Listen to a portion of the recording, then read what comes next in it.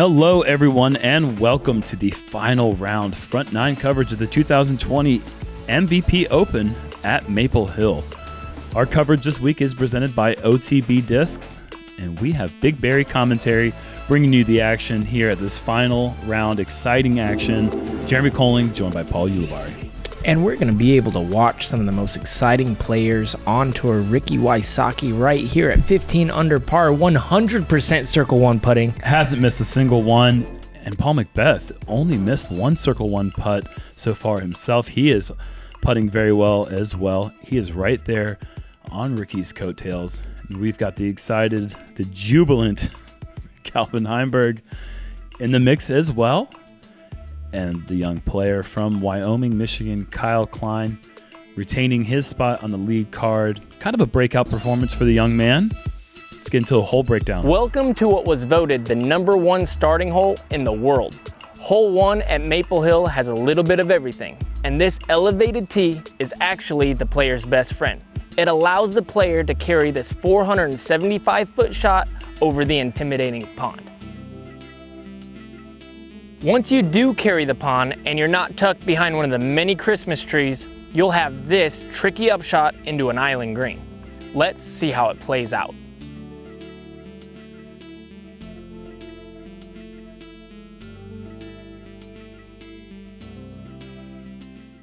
We are live on the tee for the final round of the 2020 MVP Open.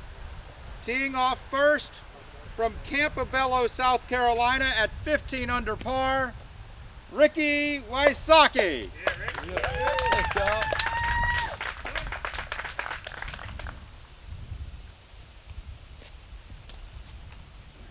Ricky Wysocki is looking to build on these incredible back nine performances he's had in round 1 and round 2. And on this one, he has unleashed an absolute bomb with this Halo Destroyer, and that is just in the perfect place. And look at that extra roll, too. You really can't go down the fairway and put it in a better place. From Huntington Beach, California at 13 under par, Paul McBeth. And if Ricky wants to win the title here at the MVP Open, a place where he has won at least a couple times before. 2 times, yeah. He's going to have to obviously hold off this man and entire field of players who are right there behind him.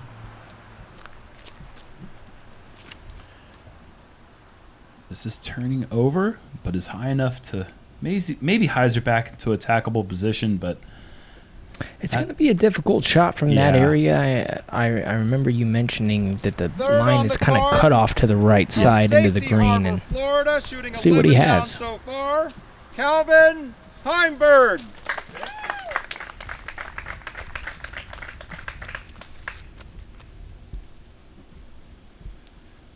Just seems like it's clockwork for Calvin Heimburg to be on our lead card in the final round. Almost every tour event, one of the most consistent players on tour. In the woods or in the open, he's always in the mix. And it's because of this shot right there. He threw honestly, 80 feet high, and it's just obliterated. You know, you've mentioned this a few times with Calvin. He's able to throw powerful as hard as he can. Rounding out our lead card from Wyoming, Michigan, 10 down, Kyle Klein. Better than he throws his touch shots or something like that. The harder he throws, the better he gets. And I don't know if Kyle remembered if he had that extra set of sunglasses under there. There could be another one under there. Kyle's definitely swagged out, though. He's got the little face covering around the neck. And nice turn, but this is overcooked. This is going to be down there where Paul is and even farther right, and that's just a total layup from there, which is fine. Yeah, it's almost a relief on this hole when you get out of position and you're able to kind of just pitch it up forward to a nice, easy par, because it is really stressful to have to attack that green. Once you get in position, right, as a player, you're thinking to yourself, okay, this is so easy, I can't lay this up. Right. And then you have to go for it, and good things happen and bad things happen when that happens. And this is worth noting that as Paul is electing to go the layup route as well, Paul actually won his appeal post-round on the hole 8. So when he actually played the provisional, he took a 4. The way that we showed it on camera, and at the time the way that was scored on the scorecard was a 5. But overnight they looked at the rule and they realized that was the correct way to play it. And so Ricky actually did not have a 3-shot advantage over Paul. It was only 2. You know what? I absolutely love that. That's a message to you guys at home. Always play your provisionals. If you think that you might know the rules a little better, or even have an idea or Right. interpret the rules different than somebody else, play provisional. Yep. And right here, Macbeth starts off 1 stroke closer to Yep. Ricky Wysocki because of it, which he's going to need because Oh, wow. Ricky is parked for the birdie. And that was a really solid effort from 80 feet from Paul.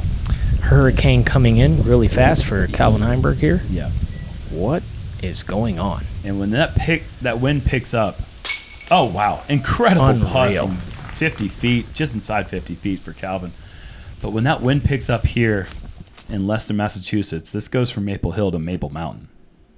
I agree with that 100%. What a putt from to calm the nerves, put it up, trust that that's going to drop in that sort of wind. Beautiful. Even Ricky taking his time on Yep. the little 8-footer there, going to the straddle to kind of block the wind behind him. I mean, love that. And that took a kind of a scary bounce off the pole. So scary. Well, I mean, Ricky has that putt that comes in comes with a lot of pace, and sometimes it kind of hits the pole and just levitates for a moment in the chains before it decides if it wants to spit out or fall in. And fortunately for him, he has now widened that lead to 3 shots over Paul. So it's like hole 1 never even happened, and the rules thing never happened, and Right. let's start all over hole 2. What do we got? With 17 to go here. On to hole 2, par 3, 350 feet. Just call it 380 up the hill. OB right on the rock wall, the stone wall. And the players are going to want to throw a faster drive because they can't get a long run up into this tee shot. This is a good type of hole for Calvin Heimberg, who doesn't need a long run up. Oh, this is The other players dangerous. are kind of having to abbreviate the run up. Dunzo. Oh, but that hyzer's back. Really? And Ricky's just done something I don't think I've ever seen. There's some love involved with this shot, everybody. As soon as you turn this over, especially as you can see with the right to left wind, a lot of times you'll catch anything right there, kind of kick. Okay, so that actually never went inside those trees in the corner. I thought that he snuck through the trees right there at the bottom of the hill, but that was outside. That was never... It wasn't that lucky, I guess we should say. Calvin looking for this to continue. Well, I mean, this is really what you're looking for. Yep. Yeah. A nice eagle throw from Calvin.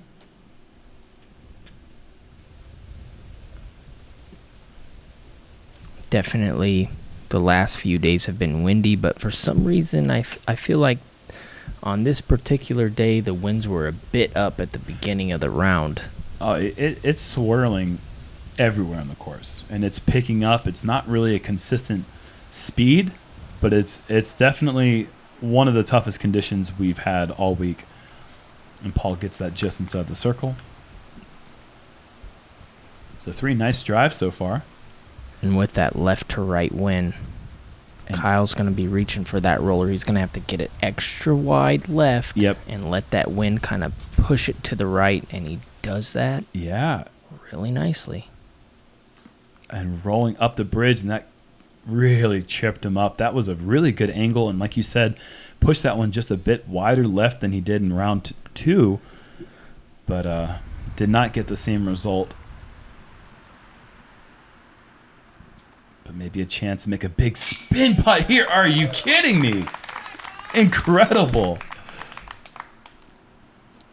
Such a tough putt. That low ceiling, nose up spin from just inside circle 2. What a highlight putt for the young player. I love how he looks back at his competitors just to see, hey, I'm going to go grab that really quick. Yeah. What do you got? Paul says, this is a tap. I've been doing this for a long time, kid. That's a good putt, but in some ways, there's no pressure on that 60-footer from Kyle. You want to make it, and it feels great to make it.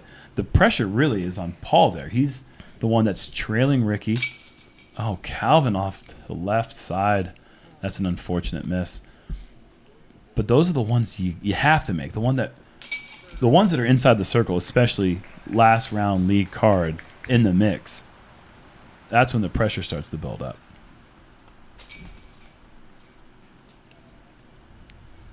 No red, all gray and green. Yep. Hole 3, par 3, 410 feet.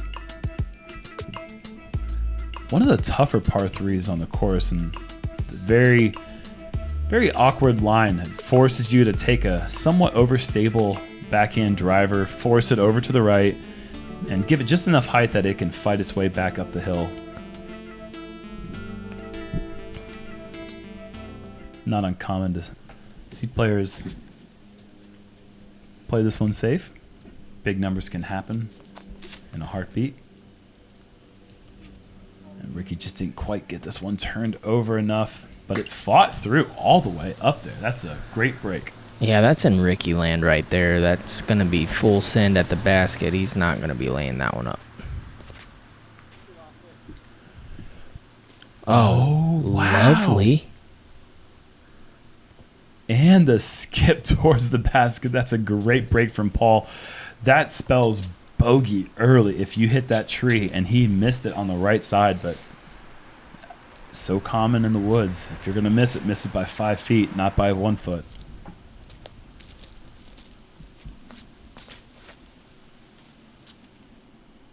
Kyle's missed this by several.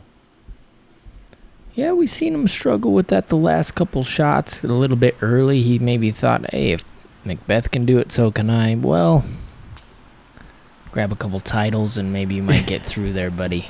Not today.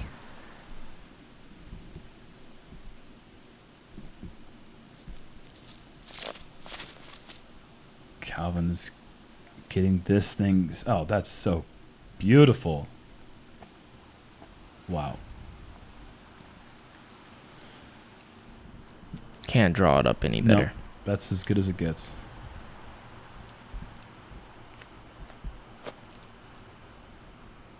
Yeah, I love to explain this hole as you go to the field and you get that, you have your fairway driver and you get that nice flat to barely fade, and that's the shot that you have to throw here. And Ricky leaving that one short, opening the door for Calvin and Paul to chip away at that lead a bit.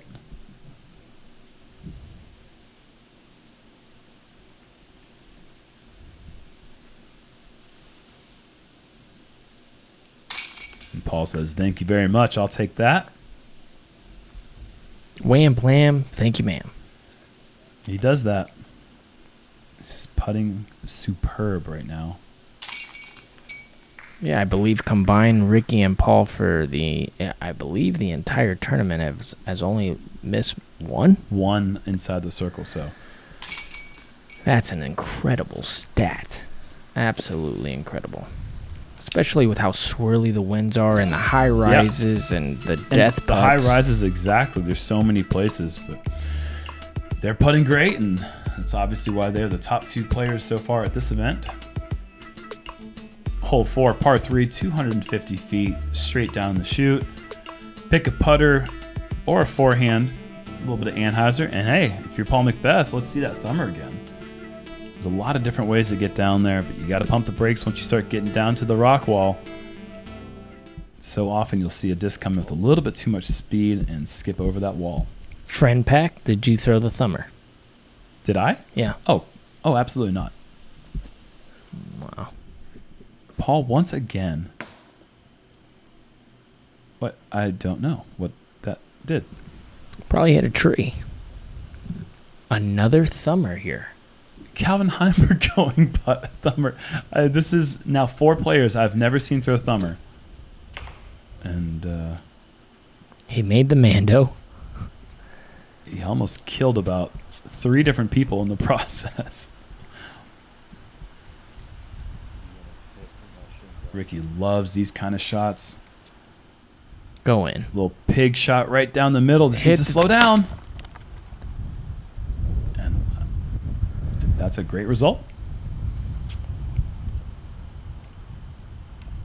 Doesn't this Kyle look like he's just having a blast? It seems like every time he steps up, he has a little grin on his face, and I absolutely love Well, why that. wouldn't you? I mean, Oh, yeah, a absolutely. young person on tour for the first time and kind of living their dreams out, being there, playing with Ricky Wysocki, Calvin Heimberg, and Paul McBeth on a lead card at a major event. I mean, it doesn't get much better than that. Absolutely.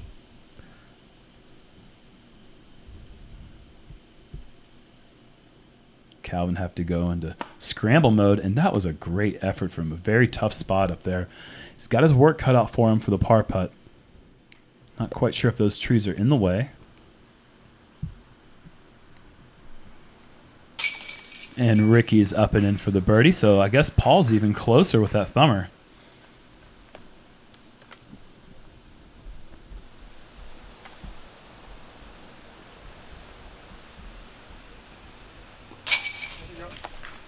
Kyle grabbing the birdie, moving to 2 under par for the round.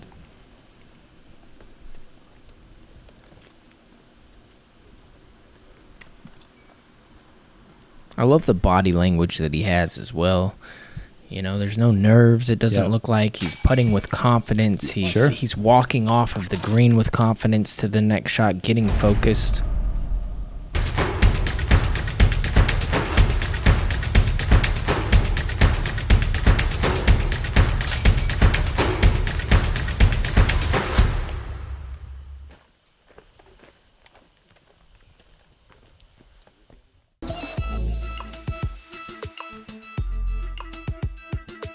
Hole 5, par 3, 285 feet. Forehand over the water or a backhand anhyzer.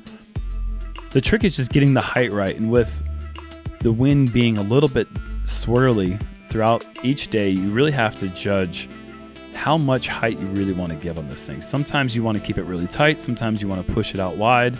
It really changes from each group, so just really have to play that wind perfectly coming into this green. Yeah, and Paul yesterday actually made me re-question the right shot here because he gave it height, but it still didn't get back to the right. So I think if you're going to go super overstable, you need to give it the height, plus maybe push it flat a bit. Yeah, and Paul actually switches discs. Did he hear me just now? Or? Well, that's the, he knows. No. Uh-oh. Oh my gosh. That's going to be so bad.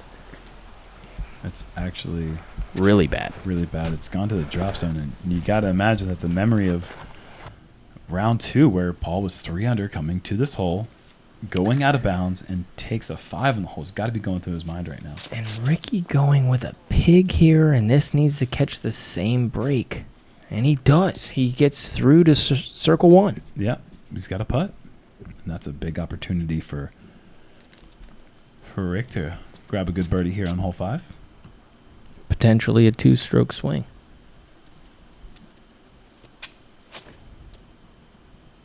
This is going to be pretty early and right, but it fought through and got a favorable bounce back off a rock. That could have hit the other side of the rock and been a 50-foot putt. It's very rare that you see 2 get through that early spot. That there's not a lot of gaps there. And that was a much better looking shot from Sure. Calvin. Didn't need the height, just kind of direct line.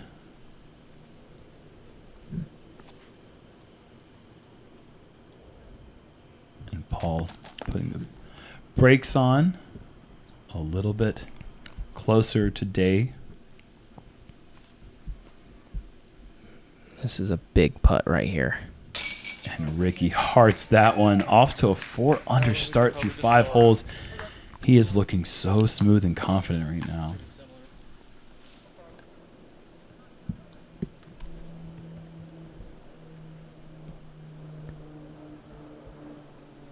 And with the way that Ricky's been playing the back nine, you got to imagine if he can get through the front, get through these next dangerous holes, 6, 7, and 8, with just par alone, he's going to be in a really good position to attack that back nine. He's going to be tough to catch if he keeps playing this way. Absolutely, especially with how well he's been playing, like you said, that back nine. He's certainly feeling a lot of confidence after his great play lately, and this is a tournament that he's always in the mix. This course really suits him. And that was an absolute must-make for Paul McBeth at this point in the round. Yeah, he cannot make another double bogey. If he wants to track down Rick, it's got to be super clean from here on out. Moving to hole 6. Actually playing as the second most difficult hole of the day. It's been the hardest hole in the first 2 rounds. But that doesn't mean that it's any easier than it was the day before. It's still a treacherous hole, and it can spell the end of your tournament with one bad kick or one bad decision. Players are going to throw either the forehand down or the backhand straight shot with either a fairway driver or a slow turning mid-range. So imperative to hit this initial gap off the tee.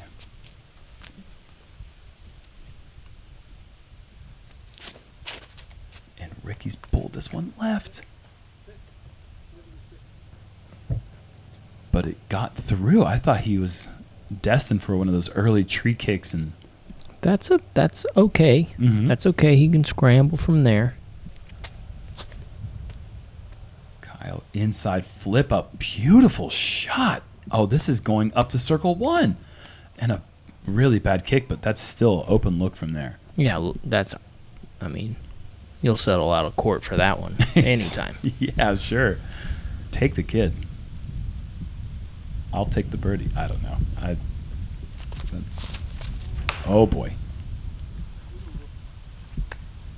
Did Calvin just go, ugh? I don't know what he said, but I kind of felt that energy coming off of him right there. That's how you'd feel if you hit that tree too.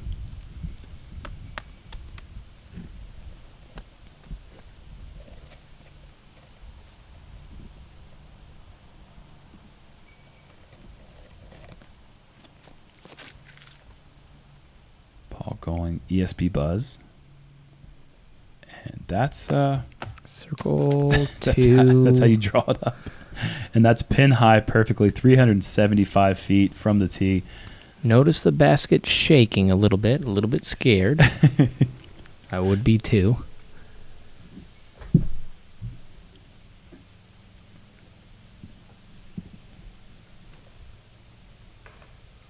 Oh no, did that go out of bounds left? Okay, good. That disc is so important to Calvin's game. That was fantastic. Leaning out to the right and just proving why Ricky's scramble skills are just unmatched, really. That was incredible. Still has to make a tough putt. Oh my goodness. That was great. And that's close out of bounds down there. And that was almost just the best flick roller we've seen. That had connected on the Pro Tour banner. So that's going to be a double bogey for Calvin. That's going to drop his score to 1 under par.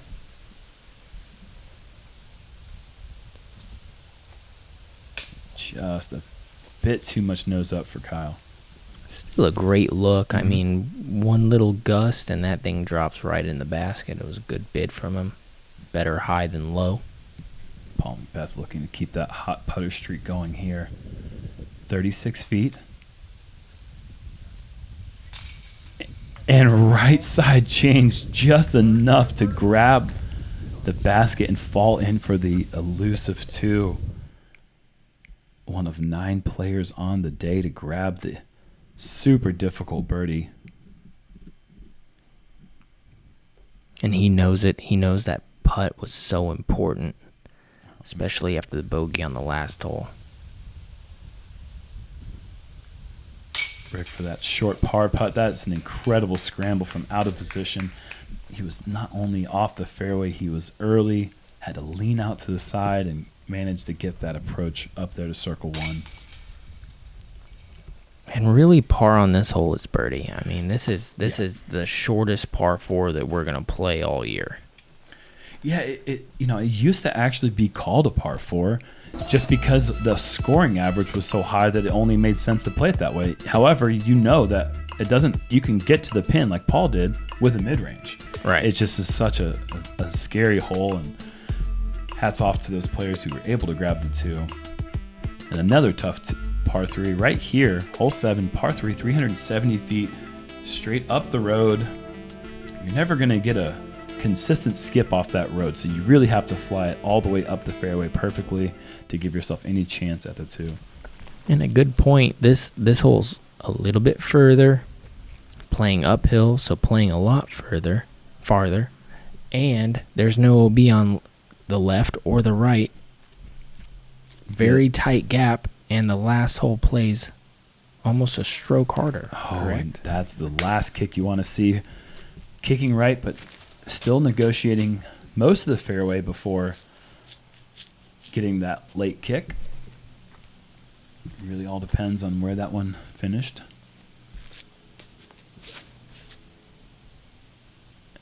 This is a bit earlier.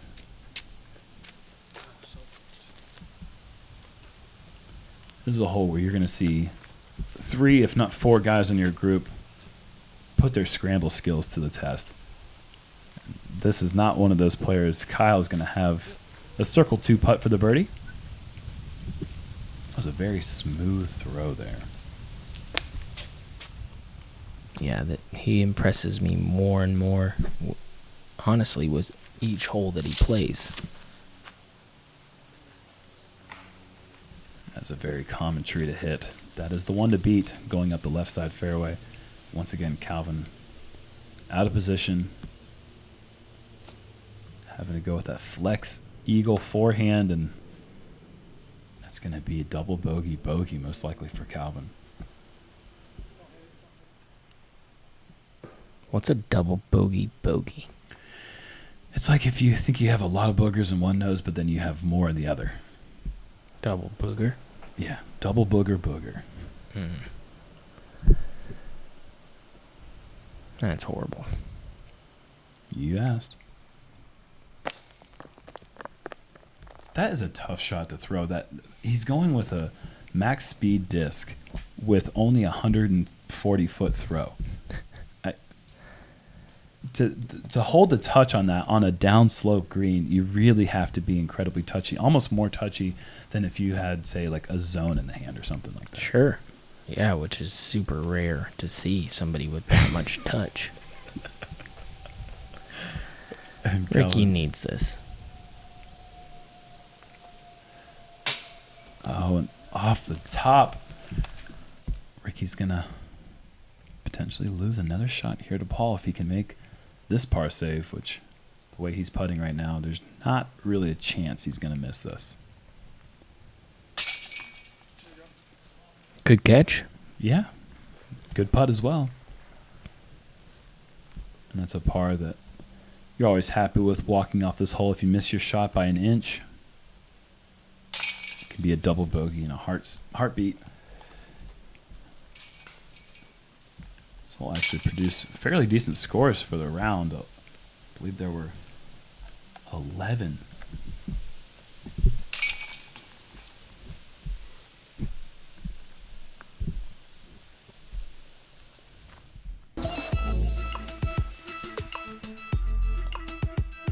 Hole 8, par 3, 288 feet. We're going to call it what it is. This hole somehow got very difficult this year. I don't know what it was about it, but it got real tough, okay? Getting over this wall with the right distance to still not go out of balance long, it just seems like this green shrinks a bit more every year. And it's just right there in front of you, too. Well, I think one of the biggest reasons this play's so tough is because you can't guess what the wind's doing. And the first guy off the tee, you got to throw it high like this and expect this drop. And he does get a little drop there. Good touch. Yes. But now the next guy could get a completely different wind. Yes. And so you're constantly guessing of what the speed, what kind of angle you need to throw it on. And it is so easy to try to park it, throw the correct shot, and then Sure. drop right into the water. And it's amazing because you can throw any disc in your bag at this distance, and as wide open as it is, there are a few trees, and that's a great break for Kyle. Getting through those trees without kicking straight down the water is not something you see very often. And this is going to need to get down quick. And get down quick it does. I like that play. I like that play because he's throwing an overstable disc that has to get to the earth, and he throws it hard, which is really difficult to get the distance to go deep out of bounds. Right.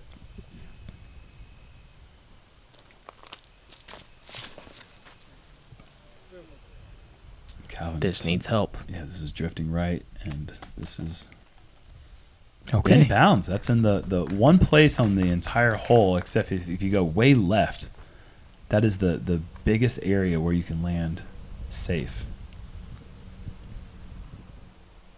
And does Kyle get aggressive after that great bit of luck? He does, but drifts a bit right.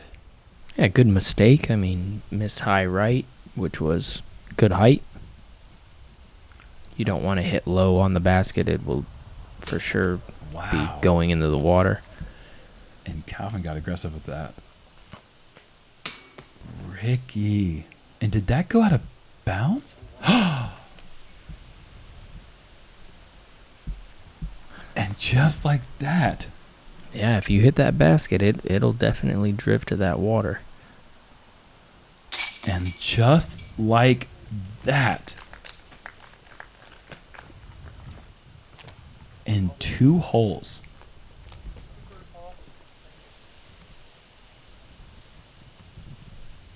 Wow. Actually, the last 3 holes. Paul goes birdie on 6 to Rick's par. Par on 7 to Rick's bogey. And birdie to Rick's bogey. And we have a tie ball game here at 17 under par. Meanwhile, they're somewhat separating themselves from the group, but a rare missed putt from Ricky inside the circle. And that's Maple Hill for you. Wow. In a nutshell, any single hole can be a 2-stroke swing. Yep. It's a great match play course. It's a great skins course, and it is certainly an exciting championship Sunday course, and especially now that we have 2 guys at the top tied with 10 holes to go. Hole 9, par 4, 420 feet, blind up and over this hill, trying to just throw something that can get to the bottom of the hill and set up an easy jump putt across the little ditch there onto the small island. And Paul's got to be feeling so good right now about even after that bogey on 5 when Ricky took the birdie. Oh, what a beautiful kick. And I think that actually increased. He could just go out of bounds. That is safe. Paul Wow. Macbeth is going to have an eagle putt after the world's best kick. I've never seen a better kick. It actually increased the distance because it put the disc back on Anheuser, and a little bit of an unfortunate roll into the edge of the wood line, but I think that Kyle should be able to step out and jump putt that across. But Yeah, that's- 2 great drives, and that was just an Wow. incredible break for Paul not to go out of bounds.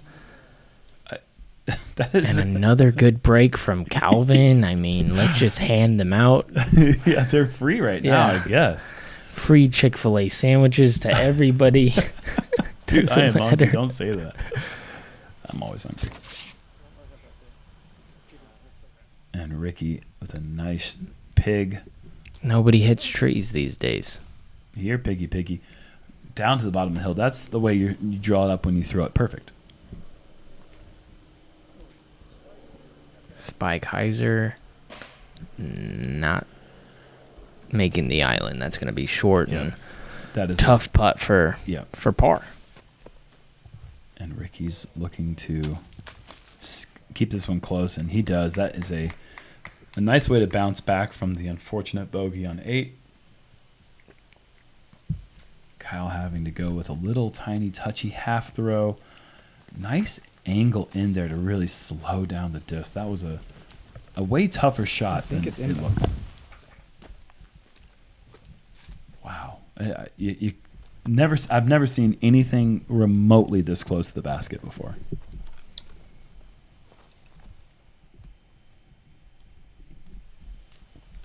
Now, the question is, does he get aggressive or just do this? Wow. As well as he's playing, that just is such a flex of confidence. Not really. Well, yes, that, and he's gotten so many strokes in the last few holes, he has momentum. And this is a beautiful putt from Calvin. Look how that thing just hovered in the air as it kind of fought the swirling winds out here. That nose up, not a typical angle we see Calvin release his putters at. That was a great adjustment. 50 feet onto an elevated basket with OB right behind. Beautiful par save. But yeah, again, with McBeth laying that up, he's parring and gaining strokes. He needs to see something from Ricky, right, for him to think, okay, I'm not going to. Sure. Yeah, and I'm if not he's going to give this trailing by away 2, right. Sure, he's goes going for that. Yeah, absolutely. If he's trailing by 1, he might go for that. Sure. But in that situation, he knows it's match play from here on out. A Momentum. masterful front 9 from Paul McBeth at 5 under par. He's moved up to a tie for the lead, and Kyle Klein clinging on to that. Can't really say clinging on right now. He has got a 3-shot advantage over Calvin Heimberg and Nicola Castro right now, sitting at 11 under par. An action-packed front 9 there. It looked like Ricky was about to run away with it, but we have got 9 exciting holes of disc golf left. What are your takeaways?